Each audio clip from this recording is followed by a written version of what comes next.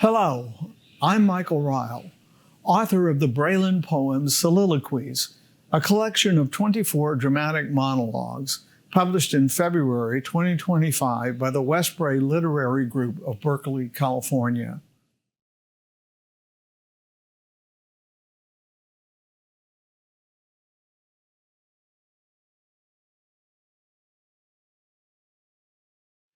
Everyone knows the story of the adultery of David and Bathsheba and its disastrous after effects. This modern retelling is narrated by Bathsheba's younger sister, who, as it happens, starts the machinery that will eventually lead to the death of Uri, Bathsheba's husband. She is performed here by Kendall Smith.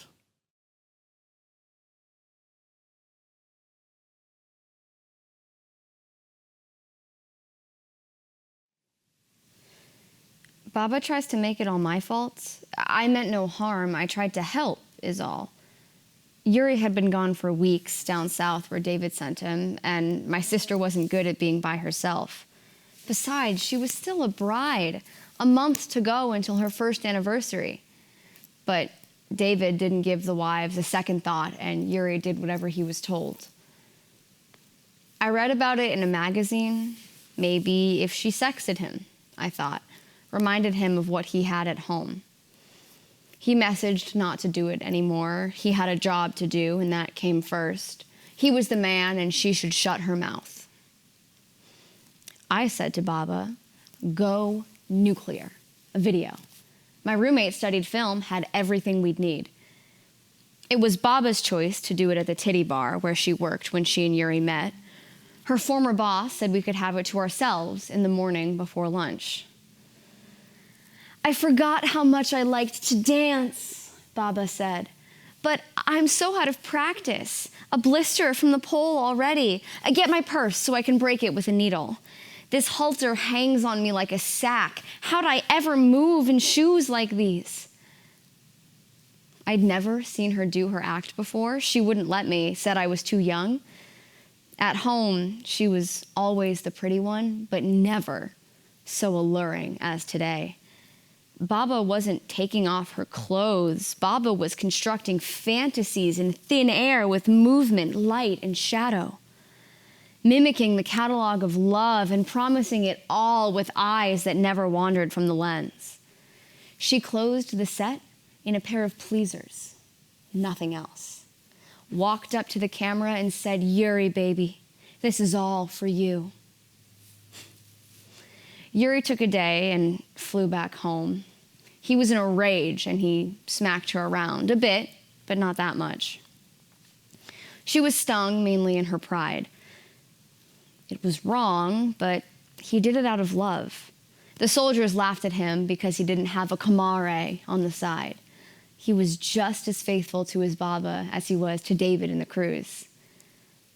One night I found her dressing to go out. Some dress.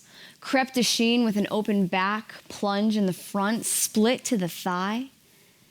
David sent it to her door. And then he sent a car. He lived alone with nobody but his bodyguard. Nights, his limo pulled up stealthily in front, and when I heard about the kid, I knew at once it wasn't Uri's. David summoned Uri home. They talked a little business, drank some Cutty Sark, and then he said, I can see you're tired. I won't keep you any longer. Go on home to that gorgeous wife of yours. He knows, Baba whispered. Uri wouldn't sleep with her, not so much as stay the night. He hardly spoke. With David, he pretends, plays it cool. But with me? David sent him back to Florida. A week after that, he was killed.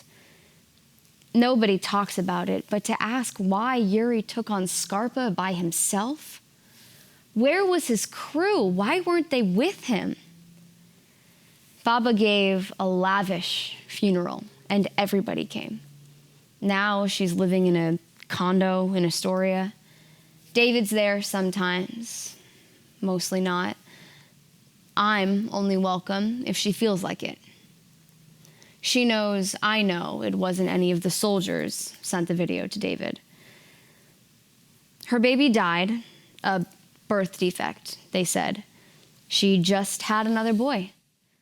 Both of them are doing fine. So I hear.